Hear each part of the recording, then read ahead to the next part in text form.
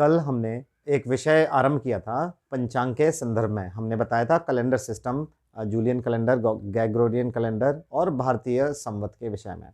अब इस क्रम में आगे बढ़ते हैं। देखिए, भारत में कई प्रकार के पंचांग हुए हैं। अब आप देखिएगा, आपने अक्सर देखा होगा एक ही पर्व, एक ही उत्सव के बारे में कोई पंचांग कुछ और बता रहा है, कोई पंचांग कुछ और जानकारी देता है। ऐसा अंतर आपने आजकल देखा होगा।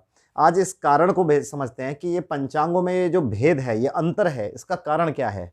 पहला है कालांतरजन्य, यानी बहुत अधिक समय से एक ही नियम पर आधारित पंचांग बन रहा है यदि, तो उसमें किसी मान को, किसी सूत्र को अगर अधिक और शुद्ध करके बनाया जाए तो गणनाएं ज़्यादा स्पष्ट होंगी। तो कुछ ऐसे भी पंचांग हैं जो अभी भी पुरानी रीति से चल रहे हैं। दूसरा, पंचांग बनाने की निर्माण पद्धतियों में भी अंतर है। जैसे सायन गणित होता है, निर्यन गणित होता है, इस प्रकार से इनमें भी अंतर आ जाता है। इसके अन्यथा जो सिद्धांत ग्रंथ हैं, यानी पंचांग बनाने के लिए हमें क्या आवश्यक होता है, पंचांग बनाने के लिए हमें सिद्धांत ग्रंथों की आवश्यकता होती है। सिद्धांत ग्रंथ वो ग्रंथ होते हैं जो ग्रहों की चाल, ग्रहों की गति, वर्ष आदि, माह साधन, ये सारे गणित बताते हैं। तो देखिए, कोई पंचांग अगर किसी और सिद्धांत विधि को प्रयोग करता है तो उनकी गणनाओं में तो अंतर आना ही है। इसके अलावा करण ग्रंथ। अब देखिए, सिद्धांत ग्रंथ और करण ग्रंथ। अब करण ग्रंथ कौन से करण ग्रंथ होते हैं?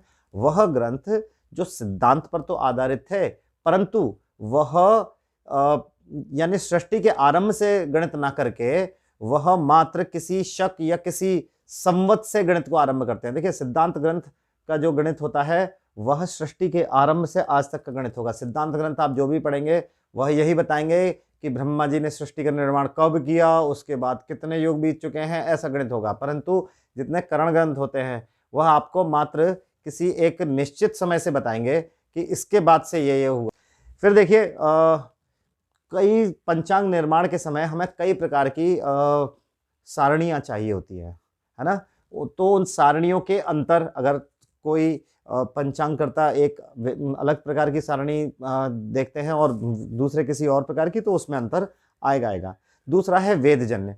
अब देखिए, वेद करते हैं हम, ग्रहों का वेद करते हैं। पंचांग बनाने के लिए ग्रहों का वेद करना होता है कि कौन सा ग्रह कहाँ है, किस स्थिति में है, कितनी कलात्मक मान पर घूम रहा है ना। तो उसमें अंतर आने से उसमें सूक्ष्मता के कारण भी पंचांगों के गणितों में अंतर आता है। दूसरा है अयन गति का अंतर। अब देखिए, अयन के मान भी अलग अलग विद्वानों ने अलग अलग ग्रंथों में, अलग अलग लेखों में बताए हैं, अलग अलग सूत्र दिए हैं। तो जैसे एक उदाहरण मैंने आपको दिया था, एक सामान्य लगभग अयन निकालने की विधि पिछले वीडियो में मैंने आपको बताई थी। तो अलग अलग अयन लेंगे तो गणित में भी थोड़ा बहुत अंतर आएगा। और आज जो तरीका अधिकतर पंचांगों में प्रयोग हो रहा है वह है नासा की JPL एफएमरी पर आधारित है।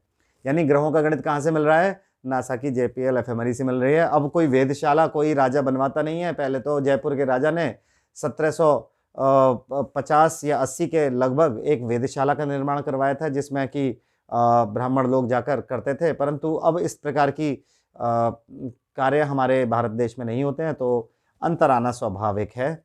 तो इस प्रकार मैंने आपको पंचांगों के विभिन्न विभिन्न गणितों के भेद का कारण और आधार बताया। अगले वीडियो में हम आपको पंचांग के प्रकार के बारे में बताएंगे। आप हमारा चैनल सब्सक्राइब करें और देखते रहें। धन्यवाद।